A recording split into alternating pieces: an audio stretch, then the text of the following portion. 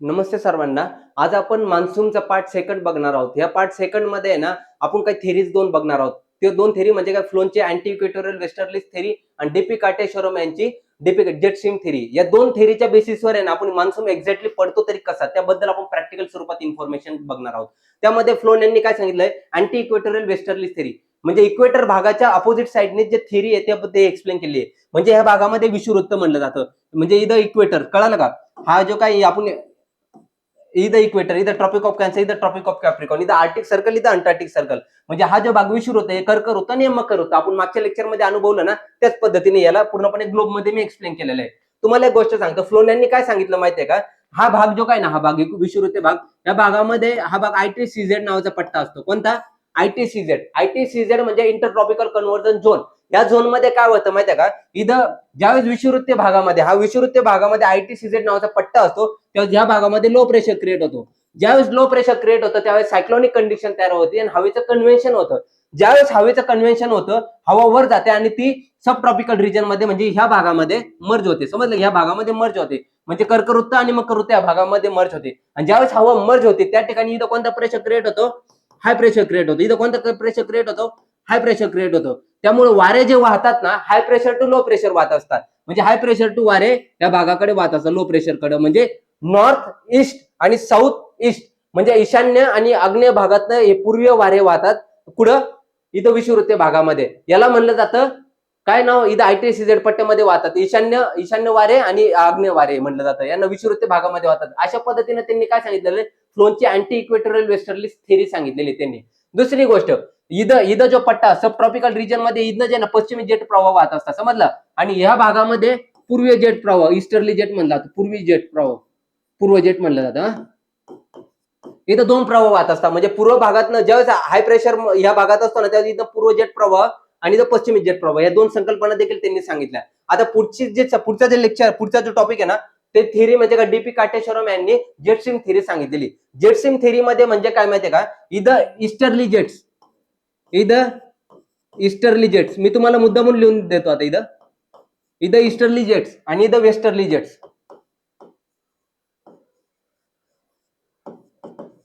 Easterly जेट्स म्हणजे पूर्व जेट प्रवाह आणि वेस्टर्ली जेट म्हणजे पश्चिम जेट प्रवाह. हा जो वाहतो ना, हे बघा या भागामध्ये वाहतो, आणि हा जो वाहतो ना पश्चिम जेट प्रवाह, ह्या भागात सब ट्रॉपिकल रिजन मध्ये वाहतो. आता तुम्हाला मागे मी सांगितलं, इथं इक्वेटर आहे, इथं ट्रॉपिक ऑफ कॅन्सर आहे, इथं ट्रॉपिक ऑफ कॅप्रिकॉन, इथं कर्कवृत्त आणि इथं मकरवृत्त आहे. तुम्हाला हे तर कळालेलंच आहे. पण ज्या वेळेस ITCZ हा जो पट्टा असतो ना, ITCZ, हे बघा, जस्ट 1 सेकंड, हे बघा, हा ITCZ नावाचा पट्टा, डीपी काटेश्वरम यांनी काय सांगितलेलं आहे, ITCZ नावाच्या पट्ट्याची ज्यावेळेस म्हणजे उत्तरेकडे हालचाल होते. समजलं का, उत्तरेकडे हालचाल झाली त्यामुळे काय होतं, पश्चिमी जेट प्रवाह, हा जो जेट प्रवाह आहे ना, याची सुद्धा हालचाल कुठे होणार आहे? उत्तरेकडे होणार आहे. याची हालचाल उत्तरेकडे झाली, याची हालचाल उत्तरेकडे झाली, तर त्यामुळे इकडे ह्या भागात याची हालचाल उत्तरेकडे होते. आणि दुसरी गोष्ट, ईस्टर्ली जेट म्हणजे हा जो पूर्वी जेट प्रवाह आहे ना, हा ह्या भागामध्ये इथं येत असतो. समजलं. अशा पद्धतीने डीपी काटेश्वरम यांनी 3 गोष्टी सांगितल्या. म्हणजे भारताच्या बाबतीत सांगायचं म्हणजे झालं तर भारतामध्ये मान्सून कशा प्रकारे पडतो, मी तुम्हाला थेरोटिकल प्रॅक्टिकल स्वरूपात दाखवलं. पण थेरोटिकल पॉईंट ऑफ व्ह्यू म्हणजे काय, ITCZ ची ज्यावेळेस उत्तरेकडे हालचाल होती, इथं कर्कवृत्त आहे. समजलं का, या भागातनं आपलं कर्कवृत्त गेलेलं आहे. समजलं. ITCZ ची ज्यावेळेस उत्तरेकडे हालचाल होती त्यावेळेस आहे ना, सब ट्रॉपिकल वेस्टर्ली जेट म्हणजे मी तुम्हाला इथं सांगितलं, सब ट्रॉपिकल वेस्टर्ली जेट म्हणजे पश्चिमी जेट प्रवाहाची सुद्धा कुठे हालचाल होती? उत्तरेच्या साईडने हालचाल होती. उत्तरेच्या साईडने हालचाल होती म्हणजे इथं कोणता आपला हिमालय रिजन आहे. समजलं तुम्हाला. हिमालय रिजन उत्तरेच्या साईडने हालचाल झाली आणि वेस्टर्ली जेट, पश्चिम जेट प्रवाह ह्या भागात इकडे वाहत येतो. समजलं. त्यामुळे इथं कोणता प्लेट्यू असतो? तिबेटचा प्लेट्यू आहे. समजलं. तिबेटचा प्लेट्यू काय होतं, ज्यावेळेस पश्चिमी जेट प्रवाह ज्यावेळेस ह्या भागात पोहोचतो, इथं पश्चिमी जेट प्रवाहामुळे इथं लो प्रेशर क्रिएट होतो. लो प्रेशर क्रिएट झाला तर तिथं वाऱ्याचं काय होतं, कन्व्हेन्शन होतं. कन्व्हेन्शन झालं तर ती वारा जे काय असतं ते high pressure to low pressure वाहत असते. म्हणजे इथं कोणता प्रेशर क्रिएट होतो? लो प्रेशर क्रिएट होतो. आणि त्यावेळेस दक्षिण साईडला ज्यावेळेस ITCZ ची उत्तरेकडे हालचाल होते ना, त्यावेळेस दक्षिण साईडला ह्या भागामध्ये ना, या भागामध्ये कम्प्लिटली हाय प्रेशर असतो. कम्प्लिटली हाय प्रेशर असतो. म्हणजे दक्षिण साईडला काय असतं? हाय प्रेशर असतो. वारे कशा वाहतात? High pressure to low pressure वाहतात. म्हणजे इथं वाऱ्याचं कन्व्हेन्शन झालं, ते मादागास्कर मध्ये मस्करनी नावाचे बेसिन आहे, तिथं मर्ज होतं. आणि ते वारे ज्यावेळेस खंडावरनं वाहतात त्यावेळेस त्याच्यात पाणी नसतं, बाष्प नसतं. पण ज्यावेळेस ते समुद्र, अरबी समुद्रातनं वाहतात, ते बाष्पग्रहण करतात. आणि ते बाष्पग्रहण केल्यानंतर ते भारताच्या किनारी भागात मान्सून म्हणजे आग्नेय म्हणजे जे म्हणतो ना आपण नैऋत्य मान्सून वारे, हा आग्नेय झालं, हा नैऋत्य झालं. नैऋत्य दिशेतनं ते ईशान्य दिशेकडे वाहतात, म्हणून त्याला म्हणलं जातं नैऋत्य मान्सून वारे. आणि नैऋत्य मान्सून वाऱ्यापासून जी वर्षा होते त्याला नैऋत्य मान्सून वाऱ्यापासून नैऋत्य त्याला नैऋत्य मान्सून वारे म्हणलं जातं, नैऋत्य मान्सून म्हणलं जातं. पण त्याला वेगवेगळ्या भागात वेगवेगळ्या नावाने ओळखलं जातं. जसं केरळामध्ये त्याला म्हणलं जातं मँगो शॉवर नावाने ओळखलं जातं. काय नावाने ओळखलं जातं? Mango shower. त्याच्यानंतर कर्नाटकमध्ये त्याला काय म्हणलं जातं? कॉफी शॉवर नावाने ओळखलं जातं. काय नावाने ओळखलं जातं? Coffee shower. त्याला चेरी ब्लॉसम म्हणून देखील ओळखलं जातं. दुसरी गोष्ट म्हणजे पश्चिम बंगालमध्ये त्याला काल बैसाखी नावाने ओळखलं जातं. जो मान्सून पासून जो रेनफॉल पडतो ना त्याला काय म्हणलं जातं? काल बैसाखी. आणि चायना आपलं आसाममध्ये जो रेनफॉल होतो त्याला काय म्हणलं जातं? चाय वर्षा, टी शॉवर म्हणलं जातं. अशा 4 गोष्टींपासून रेनफॉल होतं, त्याला वेगवेगळ्या नावाने ओळखलं जातं. पण एक गोष्ट याच्यामधनं समजण्यासारखं महत्वाचं गोष्ट म्हणजे काय माहितीये का? भारतात जर मान्सून पडायचं जर असेल तर आयटीसीझेडची उत्तरेकडे हालचाल झालेली पाहिजे, पहिली एक गोष्ट. नंबर सेकंड गोष्ट, सब ट्रॉपिकल वेस्टर्ली जेटची उत्तरेकडे हालचाल झाली पाहिजे. नंबर तिसरी गोष्ट म्हणजे इकडनं पश्चिम इथं इस्टर्ली जेटचा भारताचा पूर्व जेट प्रवाह भारताचं आगमन झालं पाहिजे. त्यामुळे इथं लो प्रेशर क्रिएट होणार आहे. लो प्रेशर क्रिएट झालं तर वारे खाली high pressure to low pressure वाहणार आहे. त्यामुळे भारताच्या विविध भागामध्ये रेनफॉल होणार आहे. ही 3 गोष्टी लक्षात घेणं फार महत्वाचं. आणि चौथी गोष्ट म्हणजे तिबेटचा पठार हे हिटिंग होणं फार गरजेचं आहे. या 4 संकल्पना भारतात मान्सून पडण्यासाठी खूप महत्वाच्या आहे. समजलं? आता त्याच्यानंतर कोणकोणत्या 4 गोष्टी सांगितल्या मी तुम्हाला परत एकदा रिवाइज करतोय. आयटीसीझेडची उत्तरेकडे हालचाल होणं, पूर्व जेट प्रवाहाचं भारतात आगमन होणं, पश्चिमी जेट प्रवाहाची उत्तरेकडे हालचाल होणं, तिबेटचं पठार हिटिंग होणं. समजलं? त्याच्यामुळे तिथे लो प्रेशर क्रिएट होणं आणि वारे high pressure to low pressure वाहतात, नैऋत्य दिशाकडून ईशान्य दिशेकडे वाहतात. त्याच्याकडून जी वर्षा होते नैऋत्य मान्सून वाऱ्यापासून जो रेनफॉल होतो त्याला वेगवेगळ्या वेगळ्या भागामध्ये वेगवेगळ्या नावाने ओळखलं जातं. केरळामध्ये त्याला कोणत्या नावाने ओळखलं जातं? Mango shower. कर्नाटकमध्ये त्याला कॉफी शॉवर. पश्चिम बंगालमध्ये त्याला कालबैसाखी.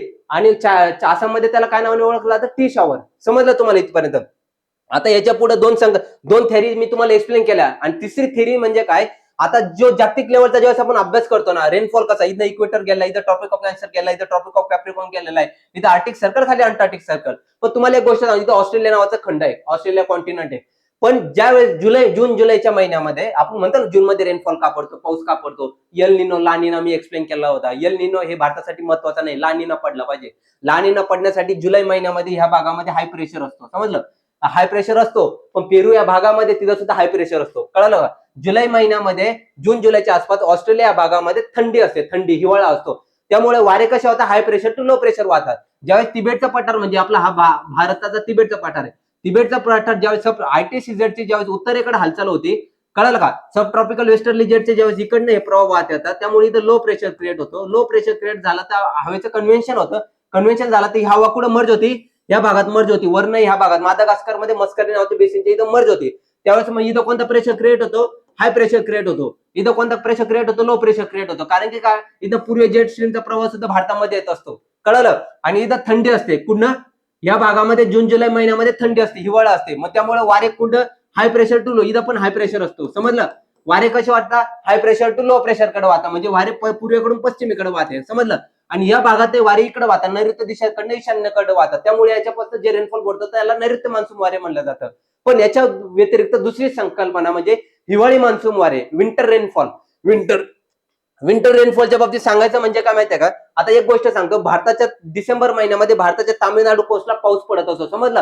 हिवाळी मान्सून वारे म्हणलं जातं त्याला.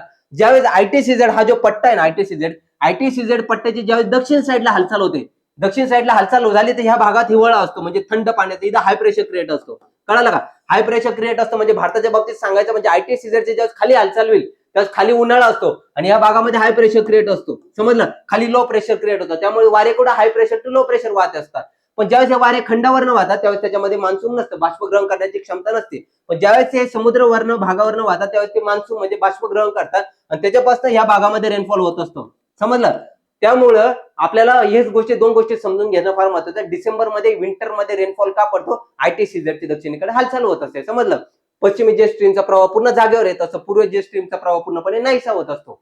समजलं? आता हिवाळ्यामध्ये तामिळनाडू भागामध्ये का रेनफॉल होतो त्याच्यासाठी 3 कंडिशन सगळ्यात जास्त महत्वाची आहे. ती म्हणजे काय? आयटीसीझेडची दक्षिणेकडे हालचाल होणं, पश्चिमी जेट स्ट्रीमचा प्रवाह पूर्णपणे योग्य पुन्हा आहे त्याच जागेवर येणं, पूर्व जेट स्ट्रीमचा प्रवाह नाहीसा होणं. या 3 कंडिशन जे काय ना हिवाळ्यामध्ये भारताच्या तामिळनाडू कोस्टला रेनफॉल पडण्यासाठी कारणीभूत असतात. सो आपण अशा पद्धतीने प्रिपरेशन केलं पाहिजे. अशा पद्धतीनं थेरॉटिकल कन्सेप्ट सुद्धा प्रॅक्टिकल स्वरूपात समजून घेतलं पाहिजे. ज्याचं आपण समजून घेतो ना त्याचं आपल्याला अभ्यास करणं फार सोयीस्कर पडतं आणि आपण त्या गोष्टी कधीच विसरत नाही. सो अशा पद्धतीने तुम्ही अभ्यास करा. All the best for the exam. Bye bye. Take care. God bless you all.